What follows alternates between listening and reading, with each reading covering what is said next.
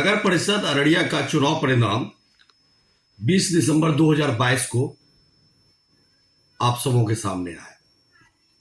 मुझे जानकारी मिली है कि नगर परिषद अररिया के वार्ड नंबर 9 की एक प्रत्याशी जो कुछ मतों से चुनाव हार गई, जिन्हें वार्ड नंबर 9 के जनता ने नकार दिया, पुनः मेरी पत्नी को लगातार दूसरी बार इस वार्ड के जनप्रतिनिधित्व का अधिकार को देने का काम किया। इससे हताश होकर उनके द्वारा कुछ अनर्गल बयानबाजी, पोस्ट और दस्तावेजों को पेश किया जा रहा है। मुझे लगा कि इन सारी बातों पर, मुद्दों पर सामने आकर मुझे अपनी विचार और अपने जानकारी को उन तक पहुंचाना चाहिए। मैं यहाँ स्पष्ट कर देना चाहता हूं कि आप ये जो आवेदन देख रहे होंगे, ये जो पराजित प्रत्याशी है पिंकी कुमारी, उनके द्वारा 22/12/2022 को जिला पदाधिकारी अररिया के नाम एक आवेदन दिया गया है, जिसमें इन्होंने स्पष्ट किया गया है कि चुनाव के मतगणना में जो मत प्राप्त हुए हैं सभी प्रत्याशियों को, और जो मतदान हुआ उसमें संख्या में कुछ मतों का हेराफेरी। तो मैं बता देना चाहता हूं कि निर्वाची पदाधिकारी नगर परिषद अररिया के द्वारा 18 दिसंबर 2022 को जो 5 PM रिपोर्ट जारी की गई थी, ये 5 PM रिपोर्ट की कॉपी है, आप इसको देख सकते हैं। ये 5 PM रिपोर्ट की कॉपी। 5 PM रिपोर्ट का मतलब होता है कि मतदान के दिन 5 बजे तक जितने भी मतदान केंद्र हैं, पूरे अररिया नगर परिषद में लगभग 78 मतदान केंद्र हैं, और 78 मतदान केंद्रों पर संध्या के 5 बजे तक कितने महिला और पुरुष ने अपने मताधिकार का प्रयोग किया, उनका डाटा कलेक्ट कर राज्य निर्वाचन आयोग को इसकी सूचना भेजी जानी होती है। तो ये डाटा जो है टेलीफोनिक, जो उस बूथ के प्रेजाइडिंग ऑफिसर होते हैं, उनसे टेलीफोन पे वार्ता कर निर्वाची पदाधिकारी के सहायक कर्मी के द्वारा ये डाटा कलेक्ट की जाती है। ये डाटा कलेक्शन करने का काम जाहिर सी बात है कि 5 बजे से पहले से होती है, इसीलिए इसको 5 PM रिपोर्ट बोला जाता है। ये एक टेंटेटिव रिपोर्ट होता है, ये कोई फाइनल रिपोर्ट नहीं है, कोई अंतिम रिपोर्ट इसको ना ही राज्य निर्वाचन आयोग मानती है, ना ही निर्वाची पदाधिकारी मानते हैं, न ही ये किसी प्रकार का अंतिम रिपोर्ट होता है। ये सिर्फ एक जानकारी होती है कि 5 बजे तक अररिया नगर परिषद के 78 बूथों पर मतदान का प्रकार इस प्रकार रहा, इतने मतदाताओं ने अपने मताधिकार का प्रयोग किया। फिर संध्या 7 बजे एक मुख्य पार्षद के प्रत्याशी थे, उनके द्वारा सोशल नेटवर्क पे ये आंकड़ा दिखलाया जाता है, जिसमें कुल वार्ड संख्या 9 में 4823 मत है और 2602 मताधिकार का प्रयोग यहाँ पे आम मतदाताओं के द्वारा किया गया है। मेरा एक सवाल यहाँ भी है कि वार्ड नंबर 9 में कुल 5 मतदान केंद्र थे, जिसमें से 2 मतदान केंद्र MLDP के जादव कॉलेज में था और 3 मतदान केंद्र कोल्ड स्टोर के निकट जो विद्यालय है, उत्क्रमित मध्य विद्यालय रहका टोला में था। सारे 5 मतदान केंद्र पे 4 प्रत्याशी के मतदान अभिकर्ता वहां मौजूद थे।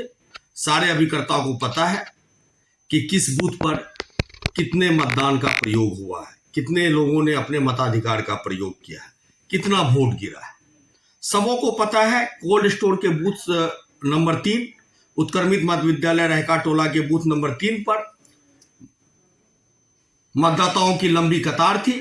5 बजे के बाद भी उस मतदान केंद्र पर जो मतदाता 5 बजे से पहले कतार में पंक्ति में आकर खड़े हो गए थे, अपने मताधिकार का प्रयोग कर रहे थे। ये बात सबों को पता है, सारे लोगों को पता है, चाहे वो VC के प्रत्याशी हो, मुख्य पार्षद के प्रत्याशी हो या पार्षद के प्रत्याशी हो, कि वार्ड नंबर 9 के सभी बूथों पर कुल 2604 मत पड़े हैं, जिसका आंकड़ा इस प्रकार है।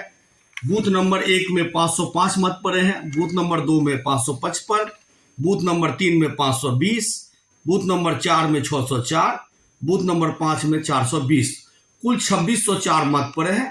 जिसका परसेंटेज 53.99% होता है, लगभग 54%। ये जानकारी मुझे लगता है कि इस प्रत्याशी को भी होगी, न जाने फिर भी किन लोगों के कहने पे या कैसी जानकारी के कारण जो 5 PM का रिपोर्ट है उसको असल आधार मानते हुए ये अलग तरह का एक अफवाह समाज में फैलाने का काम कर रहे हैं। ये 20 तारीख को जो मतगणना के उपरांत निर्वाची पदाधिकारी के द्वारा जो रिजल्ट घोषित किया गया है उसकी गणना की रिपोर्ट है, जो अंतिम रिपोर्ट है। और इस रिपोर्ट के आधार पे और 5 PM के रिपोर्ट के आधार पे इन्होंने मतों में अंतर की बात कही है। तो 5 PM रिपोर्ट जो है अपने आप में कोई वैधानिक और अंतिम रिपोर्ट नहीं है, वो एक टेंटेटिव डाटा है जो ये सिर्फ दर्शाती है कि 5 बजे तक नगर परिषद अररिया क्षेत्र में कितने लोगों ने कितना % मतदान का प्रयोग हो चुका है। ऐसी परिस्थिति में अगर आप देखेंगे तो ये 5 PM डाटा और फाइनल काउंटिंग रिपोर्ट मेरे हाथ में, इसमें आपको स्पष्ट दिखेगा कि 8 ऐसे वार्ड है जहां 5 PM रिपोर्ट का जो डाटा है और फाइनल काउंटिंग रिपोर्ट डाटा है वहां के मतों में अंतर है। कारण यही है कि चूंकि वहां पे मतदान चल रहा होगा या जो प्रेजाइडिंग ऑफिसर है उनके जो द्वारा जो टेलीफोनिक डाटा उन्हें दिया गया होगा उस डाटा के आधार पर ये इनके द्वारा बनाया गया है। जैसे वार्ड नंबर 4 है, 8 है, 9 है, 11 है, 19 है, 23 है, 26 है और 29 है। ऐसे सारे वार्डों में अगर आप देखेंगे तो 5 PM डाटा के आधार पर 38,425 कुल 29 वार्ड में मतों का प्रयोग हुआ है, जबकि फाइनल काउंटिंग रिपोर्ट अगर आप देखेंगे तो 38,133 मत की ही गणना हो पाई जो ईवीएम में मत डाले गए हैं। तो कुल 292 मतों का अंतर है। चूंकि 5 PM डाटा मैं बार बार कर रहा हूं, 5 PM डाटा एक टेंटेटिव डाटा है और टेंटेटिव डाटा के आधार पर आप ये नहीं कह सकते कि ये अंतिम डाटा है। लेकिन जिस बूथ पर पीठासीन पदाधिकारी की नियुक्ति होती है, जिसे हम प्रेजाइडिंग ऑफिसर कहते हैं, उनके द्वारा मतदान समाप्ति के बाद ईवीएम सीलिंग के दौरान जो रिपोर्ट लिखित रूप में सीलबंद लिफाफे में प्रस्तुत निर्वाचित पदाधिकारी को की जाती है वो डाटा फाइनल और अंतिम डाटा होता है। तो उस डाटा से भी मिलान करवाया जा सकता है। सभी बूथों पर जिस भी मतदान के लिए आम लोगों की भागीदारी हुई है उनका हस्ताक्षर युक्त पुस्तिका वहां उपलब्ध है। सारे मतदाताओं की मतदान क्रमांक संख्या के साथ, मतदाता क्रमांक संख्या के साथ फोटोग्राफी हुई है, वो भी उपलब्ध है।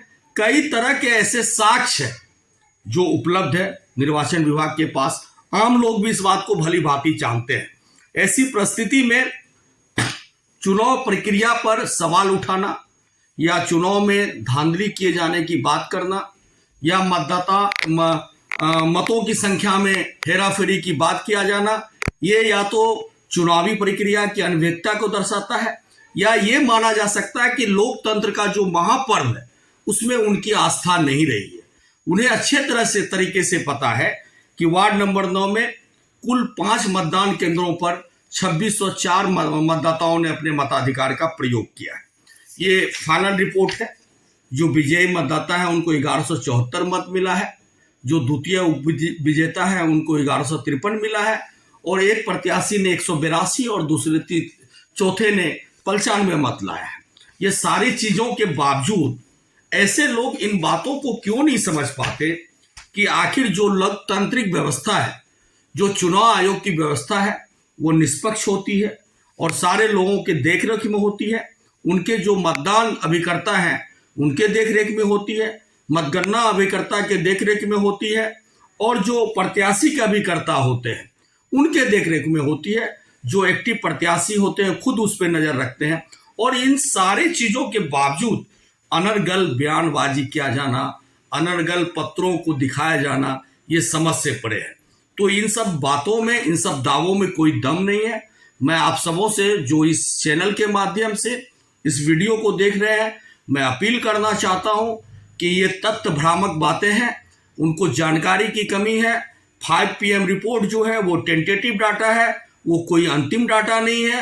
अंतिम डाटा की जानकारी के लिए उनको निर्वाचित पदाधिकारी से संपर्क करना चाहिए, जो प्रेजाइडिंग ऑफिसर के द्वारा सीलबंद लिफाफा में सूचना उपलब्ध करवाई गई है वो अंतिम डाटा होता है, और उसी डाटा के आधार पर जो मतों की गिनती होती है ईवीएम में, जो सीलबंद ईवीएम होता है उसकी गिनती की जाती है। अगर प्रिजाइडिंग ऑफिसर के डाटा और ईवीएम की जो काउंट गिनती है उसमें कोई अंतर हो तो एक बात बनती है। तो इस तरह से जो अनियमितता मैंने दिखाया कि कुल अररिया शहर के 8 वार्डों में इस तरह की अनियमितता है, जो 5 PM डाटा और फाइनल काउंटिंग डाटा में अपने आप को अंतर स्पष्ट कर रहा है। तो इन सब बातों पर ना ध्यान दें। अब मैं आग्रह करना चाहूँगा जो पराजित प्रत्याशी हैं कि आप 5 साल आपको जनता ने फिर दिया है अपना जनसेवा को दिखाने का। आप तन मन धन से उम्मीद से इस आशा के साथ आप यहाँ के जनसेवा में लगे रहिए, और मैं उम्मीद करता हूँ कि अगर अगली बार जनता आपको चाहेगी तो फिर आपको वो प्रतिनिधित्व का अधिकार मिलेगी। 2012 में भी यहाँ की जनता ने आपको प्रतिनिधित्व का अधिकार देने का काम किया था। लगता है आप उनके मापक पे खड़े नहीं उतर पाए होंगे, जिसका खामियाजा आपको 2017 में भुगतना पड़ा, 2022 में भुगतना पड़ा। लेकिन मैं भगवान से प्रार्थना करूंगा कि 2027 आपका सुनहरा हो। आने वाले सभी लोगों को मैं नववर्ष की ढेर सारी शुभकामनाएं देता हूं। बहुत बहुत धन्यवाद।